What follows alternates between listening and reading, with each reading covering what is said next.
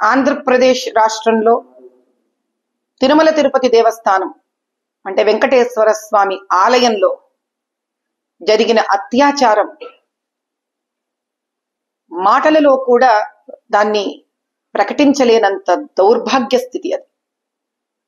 సాక్షాత్తు శ్రీవారికి అందజేస్తున్న కలియుగ దైవమైన వెంకటేశ్వర స్వామికి అందజేస్తున్న మహాప్రసాదం జంతువుల మాంసంలో నుంచి వెలువడిన కొవ్వు పదార్థంతో చేయడం అంటే ఈ జన్మకు ఇంతకన్నా పాపాన్ని అంటగట్టుకోవడానికి ఇంకా వేరే ఒక మార్గమే లేని పరిస్థితి.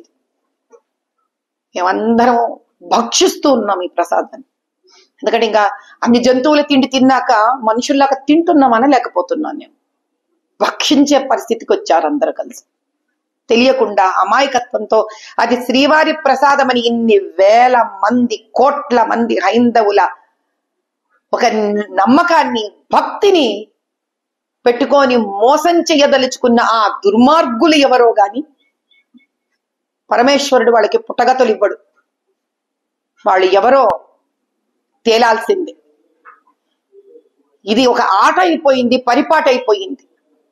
ఇలా హైందవుల దేవాలయాలను, వాళ్ళ నమ్మకాన్ని, వాళ్ళ సనాతన ధర్మాన్ని వాళ్ళకిష్టం వచ్చినట్టు, వాళ్లకు తోచినట్టు వాళ్ళు వాడుకోవడం జరుగుతోంది. ఎంత భయంకరమైన పరిస్థితి అంటే శ్రీవారి నగలు దొంగతనాలు అయిపోయాయి, శ్రీవారి మణులు మాణిక్యాలు విగ్రహాలు దొంగతనమయ్యాయి. ఎప్పటి నుంచి? ఆకాశరాజు ఆయన కుమార్తె పద్మావతీదేవిని ఆయనకు వివాహం ఆడడానికి ఇచ్చిన రోజు నుంచి ఆయన ఇచ్చిన బహుమతుల నుంచి ఉన్నాయి. ఎంతో మంది రాజులు వచ్చారు, ఎన్నో బహుమతులు ఆయనకి అర్పించుకుంటూ ఉన్నారు. అసలు ఆ లెక్క ఎవరికి తెలియదు, ఎన్నున్నాయో తెలియదు. ఈరోజు దేవాలయంలో ఉండిలో నుంచి డబ్బులు ఎగిరిపోతూ ఉంటాయి. ఏమిటి అన్యాయం? 7 కొండలని జప్తు చేసుకోవాలని చూస్తుంటారు. ఎవడబ్బ సొమ్మిది? కలియుగ దైవం ఆయన. కానీ ఈసారి జరిగినది మాత్రం చాలా అన్యాయము, అత్యాచారము.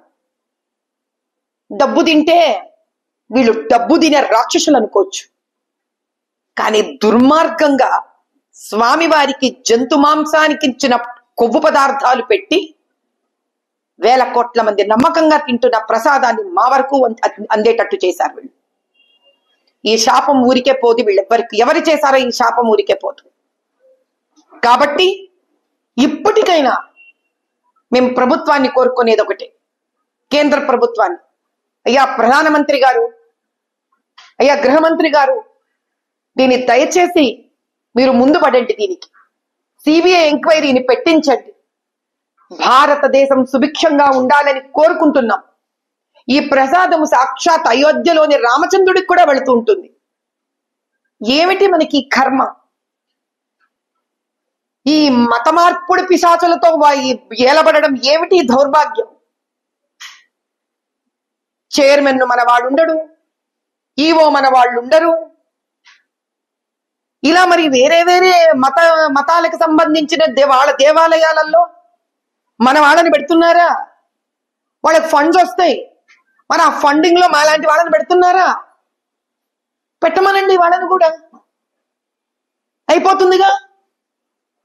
మేము పోయి అక్కడ కూర్చుంటాం, వీళ్ళు వచ్చి ఇక్కడ ఇట్లాంటి పనులు చేస్తుంటారు. అప్పుడు కూడా బహుశా మేమే న్యాయం చేస్తామేమో వాళ్ళకు కూడా. దీని రాజకీయం మీరు చేయదలుచుకున్నా హిందువులందరము మేము దీనికి రాజకీయం కానివ్వము.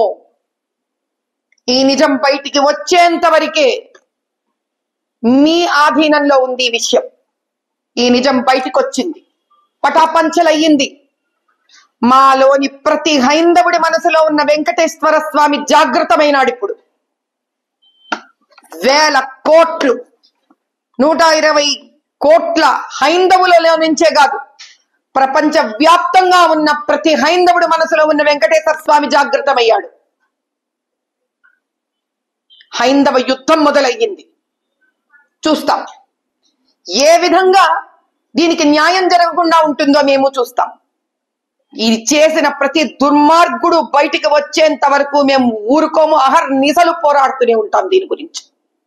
నేను ఖచ్చితంగా పోరాడుతాను. పోరాడి దీని సత్యం బయటికి వచ్చేంత వరకు ఊరుకోను నేను. జై బోలో సనాతన ధర్మ की जय।